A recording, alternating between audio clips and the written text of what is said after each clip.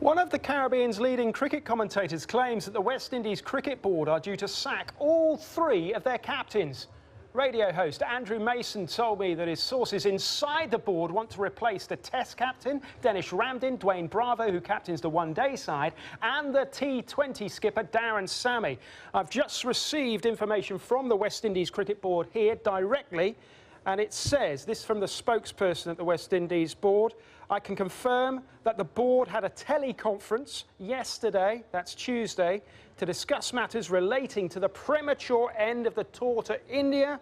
No decision, says the spokesperson, was taken with regard to the captaincy. Now, you'll remember last month, West Indies players broke off their tour to India. The Indian board, the BCCI, have since claimed damages of over $40 million. Now, David Oram, co-host on that Mason show, where they claim the captains will be sacked, says the situation in the Caribbean, whatever regard to the captains, is going from bad to worse. I think as every year goes by, West Indies cricket fans, lovers, can't believe that it seems to sink another degree further. This has been an absolute shambles. Different people are attaching different blame to whether it's the players, the West Indies Cricket Board or the Players Association. They're all to blame. All of them have been culpable in what is an absolute mess, and they've clearly decided that the way they're going to go forward is not by everybody being friends, but by everybody being enemies. Do you think there's a way out of this for the West Indies Board, for West Indies cricket right now? Well, there's two things here.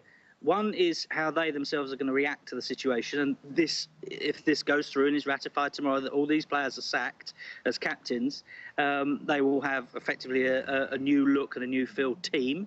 That does not address the issue of the 42 million US dollars that the BCCI are currently claiming against the WICB. How they're going to address that, well, I can't imagine they're going to address that in quite such a confrontational manner. The Australian cricket team have arrived back in Sydney on Wednesday, hoping to put their disappointing 2-0 series loss to Pakistan behind them. The captain, Michael Clarke, deflected any suggestion that his captaincy of the team could be under threat following the disappointing results in the UAE, choosing to reflect instead on some of the more positive moments of his career. We didn't perform as well as we would have liked in this series, but we did pretty well to beat the #1 Test team in the world in their own conditions, South Africa. We did pretty well to win the Ashes 5-0. I hope I'm doing the team justice as their leader, as captain. But I guess the selectors make that decision, and the board, Cricket Australia board, make that decision. So if they think there's someone better for the job, if they think my time is up as captain, then I'm sure they'll let me know. But from my perspective, I feel I've still got a lot to offer the team. I think my performances over the last 5 years have been pretty consistent, and I think my captaincy's been pretty consistent over that period as well. It's over 50 years since the team had such a bad start. No wonder he looks grumpy. And back then they were known as the Minneapolis Lakers. The Lakers are without a win this season, have now lost 5 games on the spin. Kobe Bryant scored a game-high 39 points, but his team still lost. This time to the Phoenix Suns, 112-106 it finished. He's 36 now, but Bryant has lost none of his touch. Gets the ball here, there's only one place for him to go. This is circus basketball. Taking it to the basket, getting the foul for the 3-point play. He does it again, too, to the delight of the fans in the Staples Center, but they're not getting the wins. And you know what? It's an excuse to see how good he is still, isn't it? He can do it from long range, too. What a shot.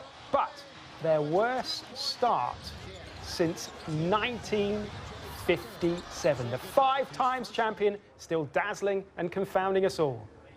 OK, that's it from me. You can get all the latest sports news at bbc.com/sport. Our top story for you here right now. The Secretary of Football's Global Players Union has said if the 2022 Qatar World Cup goes ahead in April and May, they'll call for their players to boycott the tournament on health grounds. That's our top story. Go to the website for more. Also, the West Indies Cricket Board say they haven't decided on the captaincy of the national teams. That for you is Sport Today.